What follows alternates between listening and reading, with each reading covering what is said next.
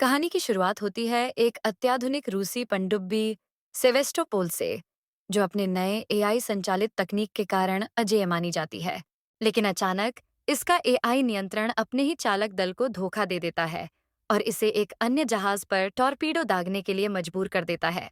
नतीजतन पनडुब्बी खुद को डुबो लेती है और इसका गुप्त द की पानी के भीतर खो जाता है।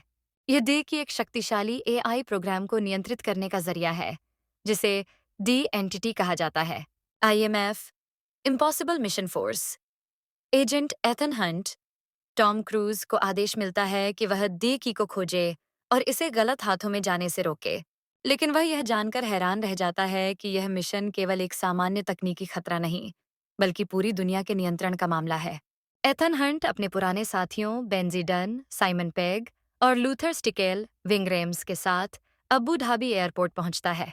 वहीं पर उसे पता चलता है कि एक संदिग्ध महिला ग्रेस हेली एटवेल के पास इस देकी का आधा हिस्सा है। जब एथन ग्रेस को पकड़ने की कोशिश करता है तो इंटरपोल और अमेरिकी खुफिया एजेंसी उसके पीछे पड़ जाती हैं। ग्रेस बेहद चालाक होती है और एथन को चकमा देकर भागने की कोशिश करती है।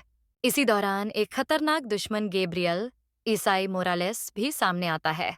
गैब्रियल वही आदमी है जो एथन के अतीत से जुड़ा है और दो एंटिटी के लिए काम करता है। वह किसी भी कीमत पर दे की हासिल करना चाहता है। एयरपोर्ट पर एक हाई ऑक्टेन चेज सीक्वेंस के बाद एथन ग्रेस को पकड़ने में सफल होता है, लेकिन यह सिर्फ शुरुआत थी। ग्रेस के पास दो की का आधा हिस्सा है और उसे इस बात की कोई जानकारी नहीं कि यह कितनी खतरनाक चीज है। एथन उसे समझाने की कोशिश करता है, लेकिन वह उसे धोखा देकर भागने की कोशिश करती है। रोम की सड़कों पर एक शानदार कार चेज सीक्वेंस देखने को मिलता है, जहां एथन और ग्रेस एक साथ एक छोटी पीली कार फिएट 500 में बंधे होते हैं। उनके पीछे दुश्मन एजेंट्स इंटरपोल और गैब्रियल के लोग होते हैं।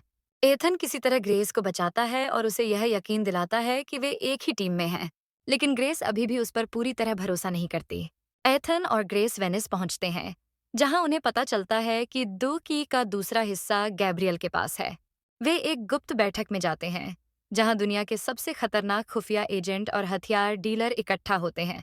इसी बीच गैब्रियल एथन को एक भावनात्मक झटका देता है।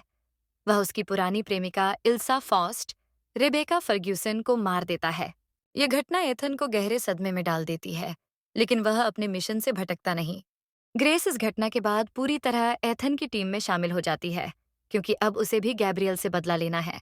अब मिशन का आखिरी पड़ाव एक तेज रफ्तार ट्रेन है, जहां गैब्रियल और दी एंटिटी के लोग दीकी के दोनों हिस्सों को जोड़ने जा रहे हैं। एथन, ग्रेस और बेंजी एक मास्टर प्लान बनाते हैं, ट्रेन को हाईजैक करके द की हासिल करना। ट्रेन पर जबरदस्त फाइट होती है। ग्रेस गैब्रियल से भिड़ती है। एथन ट्रेन के ऊपर चढ़कर दुश्मनों से लड़ता है और बेंजी ट्रेन को पटरी से उतरने से रोकने की कोशिश करता है। आखिरकार एथन गैब्रियल से दो की छीन लेता है, लेकिन गैब्रियल ट्रेन से कूदकर भागने में सफल हो जाता है। फिल्म के अंत में एथन और उसकी टीम को एहसास होता है कि दो की अभी भी अधूरी पहेली है। उन्हें अब यह पता लगाना होगा कि द एंटिटी का असली सर्वर कहाँ है, ताकि वे इसे हमेशा के लिए नष्ट कर सकें। इस तरह डेड रेकनिंग पार्ट 1 का अंत एक बड़े सवाल के साथ होता है। क्या एथन और उसकी टीम दी एंटिटी को रोक पाएगी? और गैब्रियल का अगला कदम क्या होगा?